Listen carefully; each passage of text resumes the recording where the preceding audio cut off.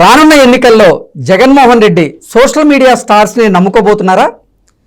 తెలంగాణలో కేటీఆర్ ఫెయిల్యూర్గా మిగిలినటువంటి మంత్రాన్నే జగన్మోహన్ రెడ్డి ఇప్పుడు జపించబోతున్నాడా అంటే అవుననే సమాధానం ఇస్తున్నారు కొంతమంది రాజకీయ విశ్లేషకులు.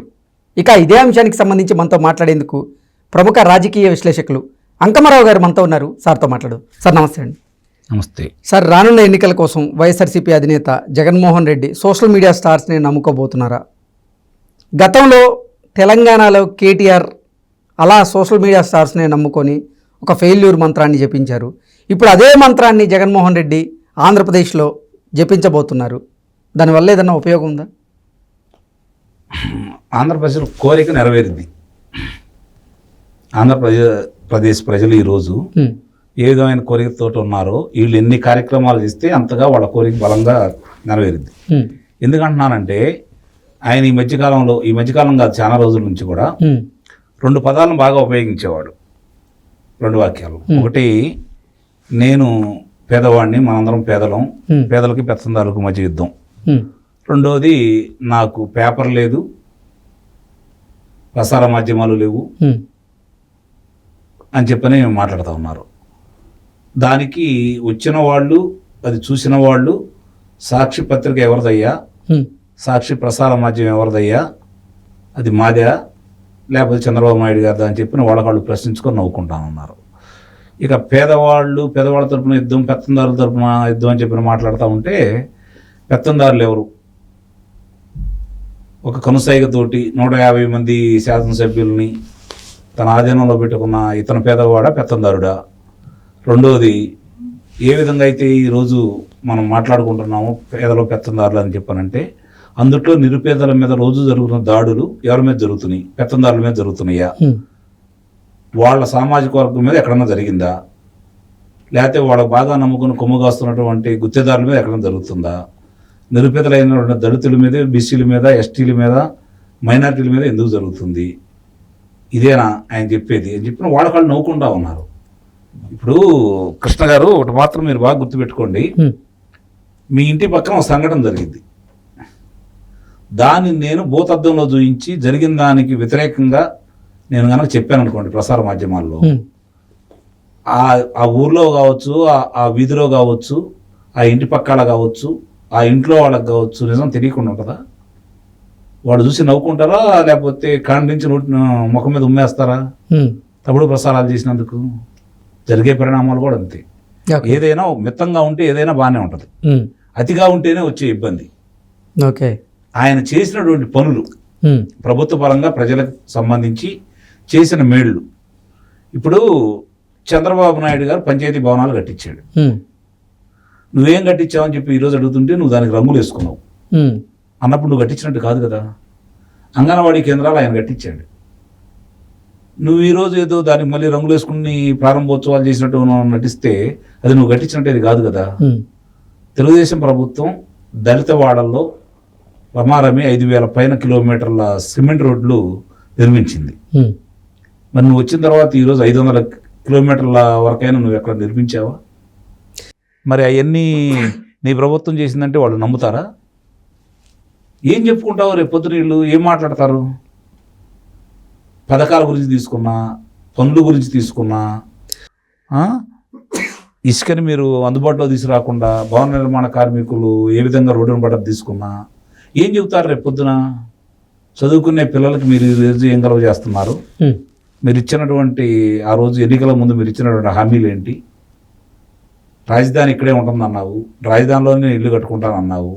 ఈరోజు రాజధానికి వ్యతిరేకంగా 3 రాజధానులను తీసుకొచ్చింది నువ్వే. దానికి ఏం చేసావని అడిగితే నీ దగ్గర సమాధానం ఉందా? మద్యపానం సంపూర్ణంగా నిషేధం చేస్తానన్న వ్యక్తి ఇంకొక 25 సంవత్సరాల దాకా మద్యం మీద అప్పులు తీసుకొచ్చావంటే నువ్వు దాన్ని నిషేధం చేసినట్ట, పెంచినట్ట? బెల్ట్ షాపులు లేకుండా చేస్తానంటే ఆ రోజు బెల్ట్ షాపులు ఉన్నాయి. ఈరోజు వీధికి 2-3 గృహాలనే బెల్ట్ షాపులుగా తయారు చేసుకొని అమ్ముకుంటా ఉన్నారు. మరి దాన్ని గురించి ప్రజల్లో ప్రశ్నించరా? ఇవన్నీ చూసే కదా నీకు ఓట్లు వేసింది. ప్రత్యేక హోదా తీసుకొస్తా అన్నావు, చంద్రబాబు నాయుడు గారు రాష్ట్రాన్ని తాకట్టు పెట్టాడు అన్నావు. మరి నమ్మి యువతని ఎమట నడిచింది. రేపు పొద్దున వీళ్ళు ఏదైనా ప్రచారం చేస్తే యువత నమ్ముతారా? చరవాణి చేతికొచ్చిన తర్వాత 6 నిమిషంలో ప్రపంచంలో ఏం జరుగుతున్నా కూడా ప్రజలందరికీ తెలిసిపోతా ఉంది కదా. ఇంకా అబద్ధాలు చెప్పి జనాలను నమ్మించాలనుకుంటే జనం అయితే అంత పిచ్చాడైతే కాదు కదా. కాబట్టి ఇవన్నీ ప్రజలు ఆలోచిస్తున్నారు కృష్ణ గారు. వీళ్ళు ఎంత ప్రచారం చేస్తే వాళ్ళకి అంతగా ఎదురు తిరిగింది. ఓకే, తెలంగాణలో జరిగినటువంటి అసెంబ్లీ ఎన్నికల్లో కూడా అప్పుడు బీఆర్ఎస్ పార్టీ కొంతమంది అంటే బిగ్ బాస్ హౌస్ నుంచి బయటకు వచ్చిన వాళ్ళని స్టార్స్ని కొంతమందిని ఉపయోగించుకుంది. ఆ గులాబీల జెండలమ్మ సాంగ్కి డ్యాన్స్ వేయించింది. అలాగే కొన్ని ఇంటర్వ్యూస్ కూడా వాళ్ళతో ప్లాన్ చేసింది. ఇప్పుడు అదేవిధంగా జగన్మోహన్ రెడ్డి ప్రభుత్వం కూడా, అలాగే జగన్మోహన్ రెడ్డి పార్టీ కూడా ఇప్పుడు బిగ్ బాస్ స్టార్స్ని కానీ లేకపోతే ఈ అంటే బిగ్ బాస్ స్టార్స్తో పాటుగా యూట్యూబర్స్ని, ఈ సోషల్ మీడియా స్టార్స్ని వీళ్ళను యూజ్ చేసుకునే ప్లాన్లో వీళ్ళు ఏంటంటే కొన్ని సాంగ్స్ చేయించడం, అలాగే జగన్మోహన్ రెడ్డి పరిపాలన ఎలా ఉందనే అంశాన్ని తీసుకొని కొన్ని క్వశ్చన్లు ప్రజలను అడిగించేలాగా చేయడం, ఇలాంటివన్నీ చేస్తూ ఉన్నారు. ఇక్కడ తెలంగాణలో అది ఫెయిల్యూర్గా మిగిలింది. ఆంధ్రప్రదేశ్లో సక్సెస్ అయ్యే అవకాశం ఉందంటారా? ఇక్కడ తెలంగాణకి ఆంధ్ర కనుక మీరు చూసుకుంటా ఉంటే కృష్ణ గారు, గత ప్రభుత్వాలు ప్రారంభించినటువంటి అభివృద్ధి పనులని కొనసాగించారు. వీళ్ళు విధ్వంసం చేయడం కొనసాగించారు. ఎంతో కొంత కనపడతా ఉంది. ఈరోజు చెప్పుకోవడానికి ఏం కనపడుతుంది అక్కడ? మీరు ఈ విధమైన ప్రచారం చేశారనుకోండి, మీ తప్పుల్ని మీరే ప్రజలకు తెలియజేసినట్టు. ఇప్పుడు చంద్రబాబు నాయుడు గారిని అక్రమ నిర్బంధం చేసినందువల్ల గతంలో వాళ్ళు చెప్పుకోలేంది, తెలుగుదేశం పార్టీ ప్రభుత్వం చెప్పుకోలేంది, చంద్రబాబు నాయుడు గారు చెప్పుకోలేంది, వాళ్ళ మంత్రులు శాసనసభ్యులు చెప్పుకోలేంది, మీ ద్వారా ఈరోజు ప్రపంచం మొత్తానికి తెలిసింది. అవునా, చంద్రబాబు నాయుడు గారు ఇన్ని మంచి పనులు చేశాడని చెప్పని ఈరోజు ప్రజలందరికీ తెలియజేశారు మీరు. అట్లానే రేపు పొద్దున మీరు ఏదైనా మొదలుపెట్టారు అనుకోండి, ఒక పక్కన బయలుదేరి యువగాళం పాదయాత్రని నారా లోకేష్ బాబు గారు గతంలో చేసిన పనుల గురించి చెప్పుకుంటూ మీ అక్రమాల మీద ఈరోజు ఛాలెంజ్ చేసుకుంటూ, ఆయన సెల్ఫీ ఛాలెంజ్ చేసుకుంటూ మీకు ప్రశ్నిస్తున్నాడు. శాసనసభ్యులు కావచ్చు, అక్కడ ఉన్నటువంటి మంత్రులు కావచ్చు, వాడు చేసిన అక్రమాలను ఎండగడుతా ఉన్నాడు. ఇంతవరకు సమాధానాలు అయితే లేవు కదా. మరి ఇవన్నీ ప్రజల్లో బలంగా వెళ్ళినాయి. వాటిని ఎలా తిప్పుకట్టగలుగుతారు మీరు? ఆయన చూపిస్తున్నాడు గతంలో జరిగిన అభివృద్ధి గురించి ఆయన అందరికీ అర్థమయ్యేటట్టు సెల్ఫీ ఛాలెంజ్ చేసుకుంటూ వెళ్తున్నాడు. ఇప్పుడు జరుగుతున్న అక్రమాల గురించి ఆయన సాక్ష్యాధారాలతో సహా చెబుతా ఉన్నాడు. అది ఇప్పుడు ప్రజల్లోకి వెళ్ళిన వాళ్ళు, మీ మంత్రులు ఏం చెప్పారు, మీ శాసనసభ్యులు ఏం చెప్పారు, వాళ్ళకంటే రేపు పొద్దున ఇయ్య నమ్ముకుంటా ఉంటే ఇట్లానే ఉంటుంది. ఎంతో కొంత చేసిన తెలంగాణనే తిరస్కరించారు తెలంగాణ ప్రజలు. ఏమీ జరగనటువంటి ఆంధ్ర రాష్ట్రంలో మీరు ఏదైనా నమ్ముతారా? నమ్మరండి. ఇక నమ్మితే ఇంక ఆంధ్ర రాష్ట్ర ప్రజలు మొన్న ఈ మధ్య ఇక్కడ మామూలుగా ఇటు వేరే సాట కూర్చొని మిత్రుల దగ్గర కూర్చుంటే తెలంగాణ మిత్రులతో మాట్లాడుతూ ఉంటే ఏంటండి ఆంధ్ర రాష్ట్ర పరిస్థితి అని చెప్పి ఒక పెద్ద ఆయన అడిగాడు. ఏమోనండి, చూడాలి ప్రజల అభిప్రాయాలు ఉందంటే, ఇక్కడ ఉన్న తెలంగాణ మిత్రులు సిగ్గుందా లేదంటారా నీకు? ఇంకా చూడాలని అంటున్నావా? అంటే నీకు ఊళ్ళు దహనం అయిపోతే తప్ప మీకు బుద్ధి రాదా? మీరు అన్నం తింటున్నారా గడ్డి తింటున్నారా అని నన్ను అడిగాడు. ఏం మాట్లాడాలి నాకు అర్థం కాల. అంటే మనకంటే ఎక్కువగా తెలంగాణ ప్రజలు కూడా ఆంధ్ర రాష్ట్రం మీద దృష్టి పెట్టారని అర్థమైపోతా ఉంది. వాళ్ళకి కనపడుతుంది కదా వలసలు ఎట్లా వస్తున్నాయి, ఏమేం చేస్తున్నారు, ఏ విధంగా ఉంది అనేది. అంటే ఇక్కడ వాళ్ళకి అర్థమైనప్పుడు అక్కడ వాళ్ళకి అర్థం కదా. చూద్దాం వీళ్ళు ఎంతవరకు దీన్ని మభ్యపెట్టాలని. అంటే సహజమేలేండి, ఏ రాజకీయ పార్టీలే అంతిమంగా అధికారమే పరమావిధి కాబట్టి అధికారం రావడం కోసం వాళ్ళు చేయాల్సిన ప్రయోగాలన్నీ వాళ్ళు చేస్తూనే ఉంటారు. కాబట్టి వాళ్ళు చేసే ప్రయత్నం వాళ్ళు చేసేదానికి మనం తప్పట్టాల్సిన అవసరం అయితే లేదు. ఎవరి ప్రయత్నం వాళ్ళు చేస్తే మంచిదే. నిజంగా జరిగిన అభివృద్ధి చెప్తే బాగానే ఉంటుంది, చెప్పడానికి ఏమీ లేదు. కాబట్టి ఒకవేళ వాళ్ళు ఏదైనా ప్రచారం చేశారనుకోండి, అది తెలుగుదేశం పార్టీకి కలిసి వచ్చింది అనుకుంటారు. వాళ్ళు ఆలోచించుకుంటారు కదా వీళ్ళు చెప్పేదానికి కనపడేదానికి.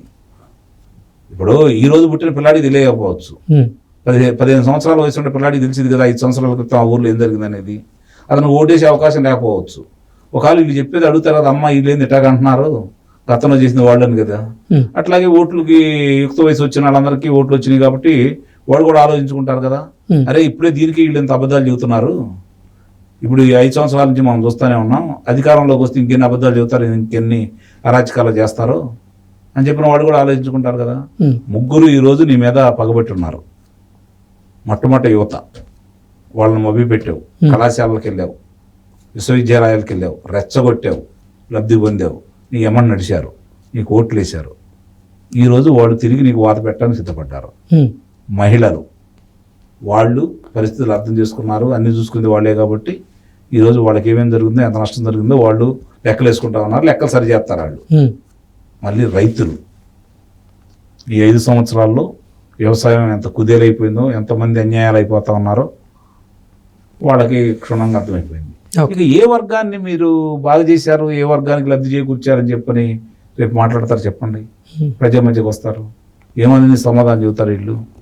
ఇప్పుడు వాళ్ళు అడిగే ప్రశ్నలకు ముందు మీ దగ్గర సమాధానం ఉందా? అసలు వాళ్ళందరూ కాదండి. ఈరోజు మీ చెల్లెలు గారు అడుగుతున్నారు, అభివృద్ధి చూపిస్తాను రండి అని చెప్పని సుబ్బారెడ్డి గారు చెప్పడం కూడా జరిగింది. ఎక్కడయ్యా ఏ స్థలంలో జరిగిందో చెప్పు, ఏ రోజు రమ్మంటావో చెప్పు, ఏ సమయానికి రమ్మంటావో చెప్పు, ఏ ఊరు రమ్మంటావో చెప్పు, నేను వస్తాను, పత్రికా విలేకరులు తీసుకొస్తాను, ప్రసార మాధ్యమాలను తీసుకొస్తాను, ప్రతిపక్షాలను తీసుకొస్తాను, చూద్దాం రండి అని చెప్పిన అంటే దానికి సమాధానం ఏమైనా ఉందా ఈ రోజు వరకు? ఏదో వాళ్ళు మాట్లాడుతూ ఉంటారు, దానికి జరిగే వాళ్ళు ఒక మాట మాట్లాడితే ఇప్పుడు వాళ్ళకి 100 ఓట్లు పోయినట్టే. Okay sir, thank you so much.